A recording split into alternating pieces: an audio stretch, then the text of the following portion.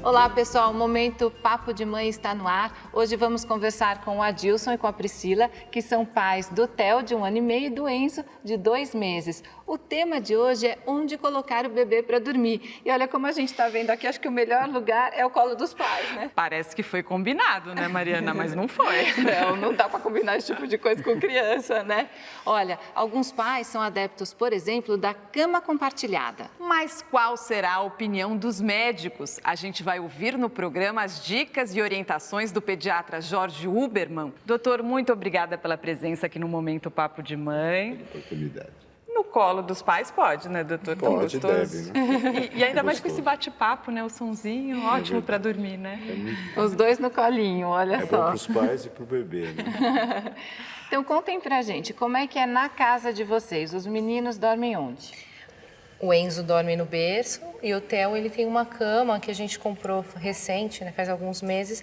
Ela é a montessoriana, que é aquele esquema que a criança consegue entrar e ter autonomia para subir e descer sem uma cama perigo de cair. pequenininha, Ela é baixinha. super baixinha, só a altura do colchão mesmo, né? E ele tá super bem, tá? Adilson, eles dormem no quarto deles? No quarto é isso? deles. Isso. Os dois no exatamente. mesmo quarto? Os dois no mesmo quarto.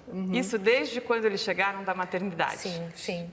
Como é que foi essa decisão? Porque tem muita mãe que quando chega da maternidade com o recém-nascido, coloca no próprio quarto. A gente até vai falar ao longo do programa, coloca na própria cama, ou coloca no carrinho, ou tem um bercinho ali. No seu caso, você resolveu botar já no outro quarto. Direto no berço, né? A única questão foi que o Theo, quando ele chegou da maternidade, a gente percebeu que ele estava com um pouco de refluxo, né? Então, pai de primeira viagem, mãe de primeira viagem, a gente ficou com receio.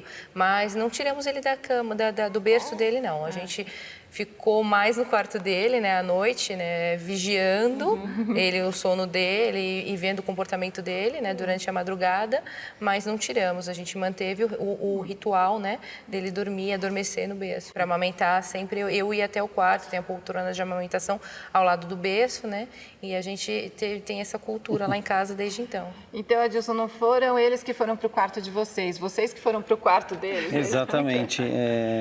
A gente, né, pai de primeira viagem, toda hora quer olhar o bebê, né? Até para ver se ele está respirando, né? Aquela coisa, Todo né? mundo faz isso. Acho que todo mundo faz. E uma das vezes, né, eu olhei e ele teve o refluxo. Foi bem quando eu fui, né, olhar o bebê, né, olhar o Theo. E aí eu fiquei preocupado, Receoso, né? Enfim. Aí você passou a dormir lá? Aí eu passei a toda hora ficar observando. Às vezes eu não dormia também, ficava olhando. Aquela coisa de pai de primeira O viagem. berço do Theo, ele tem aquela cama de puxar, né?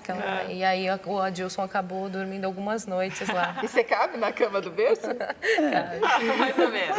A gente dá um jeito, né? Doutor, qual é a orientação? O bebê chegou da maternidade. Gente, é difícil falar. Aqueles pais estão esperando faz uns 9 meses esse bebê. Ele nasce, ele vai para onde? Hoje em dia não tem mais quase berçário, é tudo alojamento conjunto. O bebê já fica no quarto da mãe às 24 horas Na maternidade. daqueles 2, 3 dias da maternidade.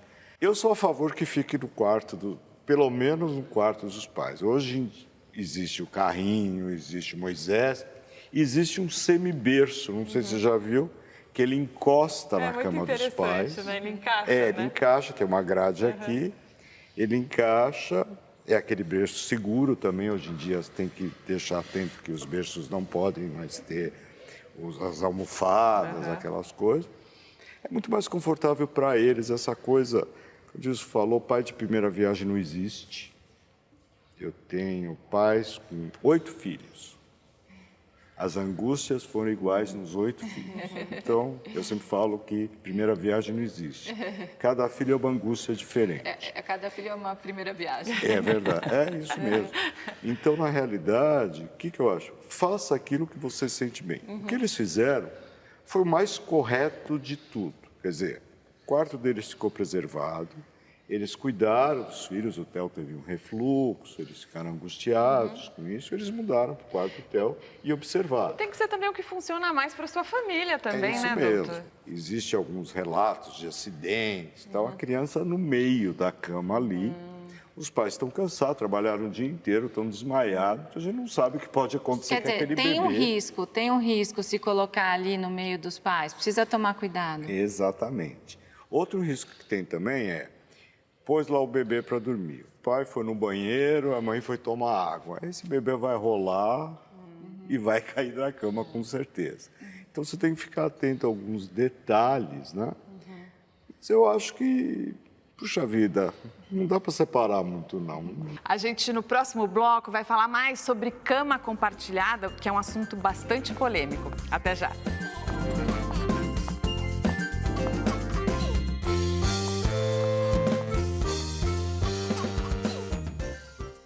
Estamos de volta hoje falando sobre onde o bebê deve dormir e cama compartilhada. É importante dizer que a cama compartilhada entre pais e bebês é um hábito condenado pela maior parte das academias de pediatria no mundo. Quer dizer, é um assunto muito polêmico mesmo, né, doutor? Existe esse risco mesmo da criança cair da cama ou dos pais irem em cima da criança durante a noite? Olha, às vezes eu fico pensando que quem escreveu isso não tem filhos, né? Porque parece uma coisa muito dura de falar para os pais, né? É um carinho que eles querem dar, eles estão esperando aquilo. Eu acho que, se tomar os devidos cuidados, muito problema não pode ter. E olha, eu vi várias crianças que cresceram, foram criadas na cama dos pais, e são crianças normais, psicologicamente falando, neurologicamente.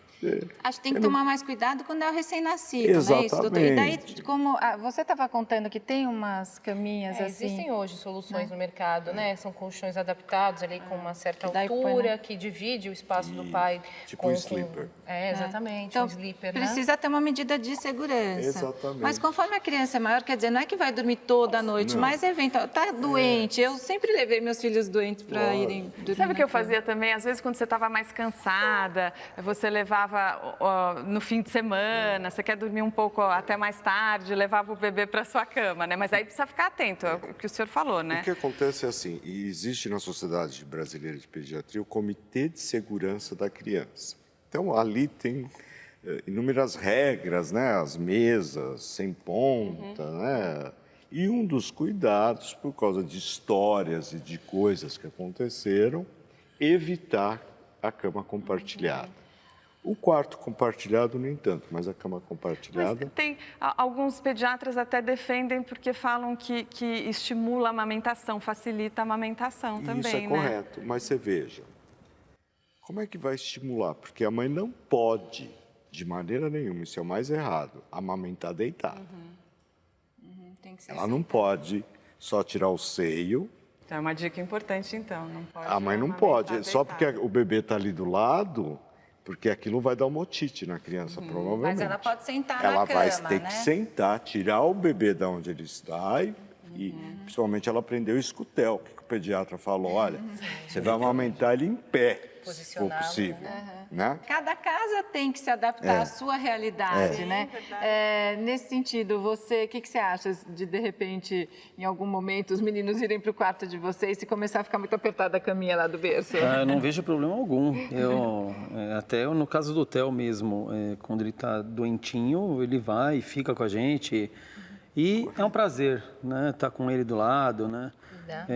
Ele tem aquela coisa da pele, ele quer sentir o pai e a mãe, ele põe a mãe no pai e na mãe, e aí ele vai dormindo E depois na a cama gente com a gente. sente falta. A minha filha, quando era pequena, ia escondida à noite para minha cama. Hoje não dá mais, porque ela está com 13 anos, não cabe mais. Mas a gente sente falta, era tão gostoso, né?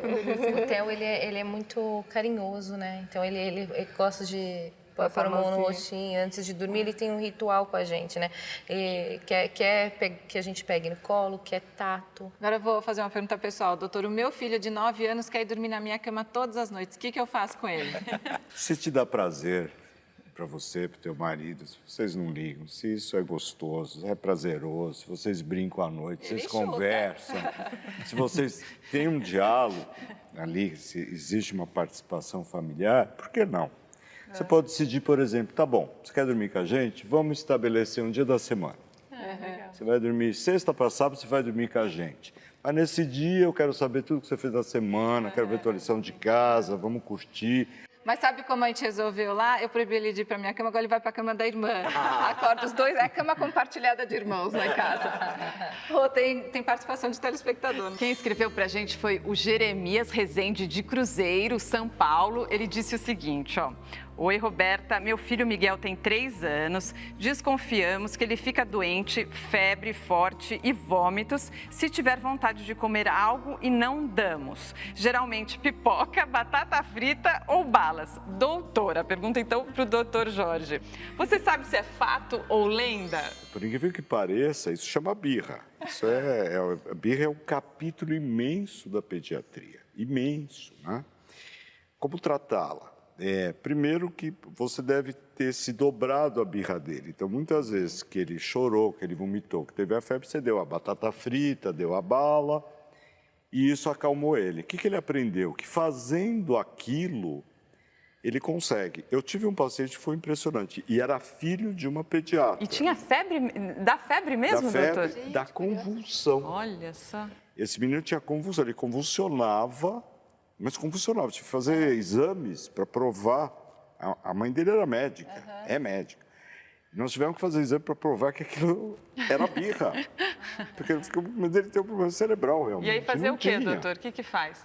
A primeira coisa é você não ter plateia. A criança se atirou, jogou, fez aquele escândalo, sai de perto. Quando você sair de perto, ela vai levantar. Bom, cadê o pessoal? Tá aí. Aquilo vai passando com o tempo. Isso vai acabando. E não ceder, né, doutor? Se ele faz a birra e daí vai lá e dá batata frita... Aí... Então, às vezes, o que acontece? Na casa também, às vezes o pai come bala, a mãe come batata frita, por que eu não posso? Também tem que ver isso, qual é o exemplo que aqueles pais estão dando. E respeitar as regras da casa, né? Exatamente. Sim. Então tem que tomar um pouco de cuidado com isso, né? Eu não sei por que o Jeremias, eu não sei por que você não quer dar para o seu filho essas coisas, porque de vez em quando também não faz mal. Então você pode criar um hábito, sábado nós vamos comer uma batata, no outro sábado vamos comer uma bala. Pô, a gente não pede a nossa pizza com um refrigerante junto? Então fica a sugestão aí para o Jeremias, né? A gente adoraria continuar conversando, infelizmente terminou o tempo do programa, mas o doutor sempre pode voltar aqui ao Momento Papo de Mãe, né, doutor? Jeremias, a gente espera poder ter te ajudado aí, todos podem participar, mandem suas dúvidas aqui para o Momento Papo de Mãe, pode ser pelo Facebook, Twitter ou pelo e-mail. Muito obrigada, doutor, muito obrigada, Priscila, Adilson. E aos meninos. E os meninos que continuam dormindo. Dormiram o programa todo. O Momento Papo de Mãe fica por aqui. Até a próxima. Até a próxima aqui na Cultura.